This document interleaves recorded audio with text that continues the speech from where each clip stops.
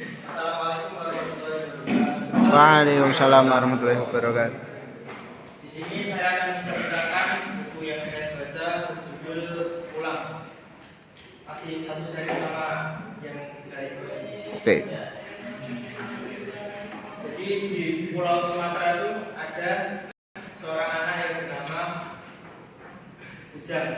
Ujang. Ujang kedua. Lanjut. Dia itu punya orang tua yang berbeda pandangan. Yang satu tuh ibunya itu maunya jadi anaknya buat paham agama. Tapi bapaknya tuh mau jadi anaknya buat jatuh berbulan. Terus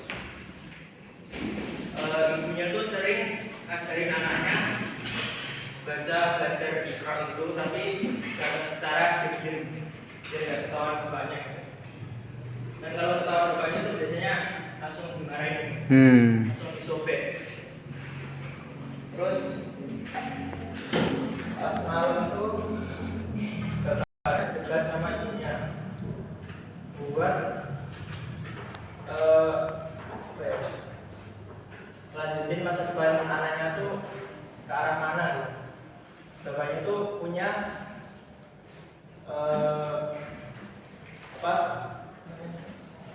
pendapat kalau lanjutin anaknya itu ke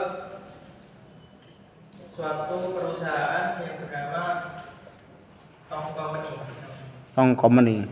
Termasuk pseudo ekonomi. Tapi ibunya tuh pengennya anaknya tuh di rumah aja buat belajar agama. Selang beberapa bulan ada beberapa kayak bodyguard gitu yang datang ke rumah si anak itu, si Ujang, buat ngambil anaknya untuk pergi ke yang perusahaan tadi itu. Nah, di perusahaan itu si Ujang dididik buat belajar berbulan sama di akademik untuk melanjutkan di universitas tinggi. Nah, di situ Ujang sekamar sama ada temennya namanya Bashir, itu dari Arab. Dan mereka tuh berdua dididik sampai besar lah buat jadi tukang pukul bodyguard gitu. Terus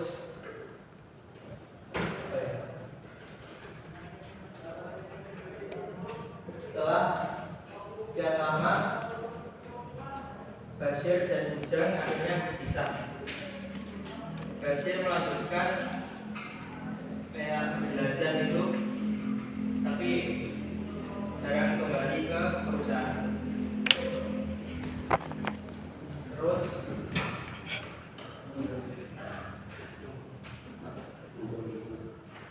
Ujang akhirnya diberi untuk percayaan untuk mengambil posisi di tukang pukul, pemimpin tukang pukul, sama yang atur strategi. Terus setelah sekian lama kemudian perusahaan itu diserang oleh temennya sendiri itu, Janati sama Bashir. Akhirnya tanpa persiapan, akhirnya perusahaan itu terpojok lagi. Karena bosnya masih sakit, akhirnya meninggal di situ. Terus si Ujang kabur dan mencari aliansi dengan yang ada di Tokyo, Ninja.